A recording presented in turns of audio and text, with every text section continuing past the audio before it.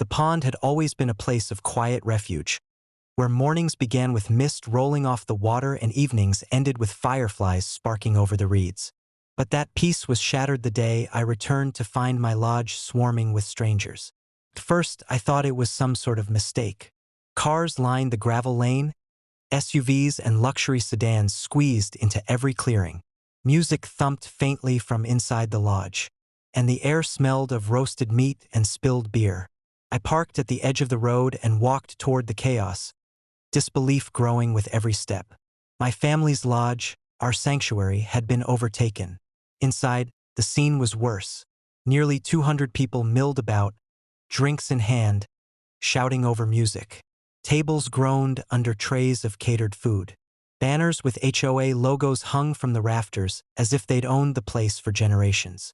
And there she was, right in the center, Karen.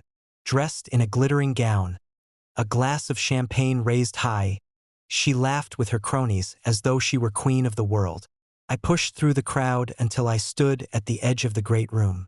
"Karen," I barked, my voice cutting through the noise. "What the hell is this?" The music faltered. Dozens of eyes turned toward me. Karen spun, her smile faltering for just a second before snapping back into place. "Why, it's the HOA gala, of course," she said sweetly. "We needed a proper venue. Your lodge was conveniently vacant." "This is trespassing," I snapped. "You've broken into my property. Get out. Now." Karen laughed, her voice dripping with mockery. "Oh, don't be so dramatic. The community needs a place to gather, and clearly you aren't using this space properly. We've elevated it. You should be thanking me." The arrogance was staggering. I pulled out my phone, dialing the sheriff's office, but Karen waved her hand dismissively. "Don't bother. We already made arrangements. The police won't interfere." My blood boiled, but as I scanned the room, something shifted. The guests, dozens of them, looked uneasy. They whispered to one another, realizing they were standing in the middle of a crime scene. And then came the moment Karen hadn't anticipated. From the kitchen, one of her board members stumbled out, pale and frantic. "Karen, we have a problem. The provisions, everything's gone." "What?" she snapped. "The food, the liquor, the supplies, they've all vanished. Someone cut the deliveries. The catering company said their trucks were redirected.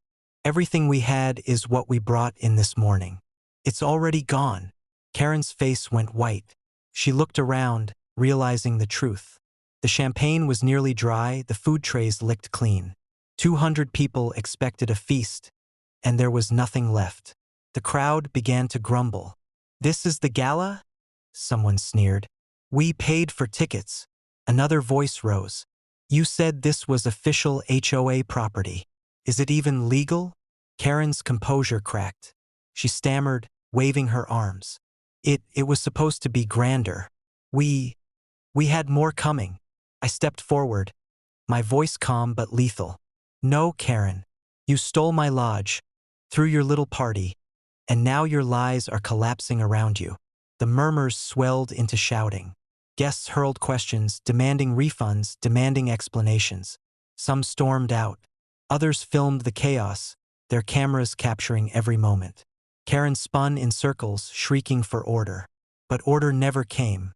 By the time deputies arrived, summoned not by her but by furious guests, Karen was on her knees, mascara running, trying to gather torn banners from the floor. The deputies surveyed the mess, then turned to me. "Sir, this your property?" "Yes," I said firmly, handing them the deed. That was all it took. Karen and her board were cited for trespassing, breaking and entering, and unlawful assembly. The guests, furious at being duped, filed claims against her personally. Overnight, her so-called gala became a scandal splashed across every local news channel. HOA president crashes private lodge for failed gala. Hundreds defrauded in HOA party debacle. For me, it was vindication. I didn't even need to fight. Karen had destroyed herself with her greed and arrogance. That night, after the last of the guests had gone and the deputies cleared the property, I sat on the porch with my spouse, listening to the crickets return to the pond. "You planned this, didn't you?" they asked softly. I smiled faintly. Let's just say I made a few calls. The catering company owed me a favor. My spouse chuckled, shaking their head. You knew she'd unravel without her spectacle. And they were right. Karen needed control, needed grandeur, needed the illusion of power. Take that away, and she collapsed under her own weight. The pond shimmered in the moonlight, calm and eternal.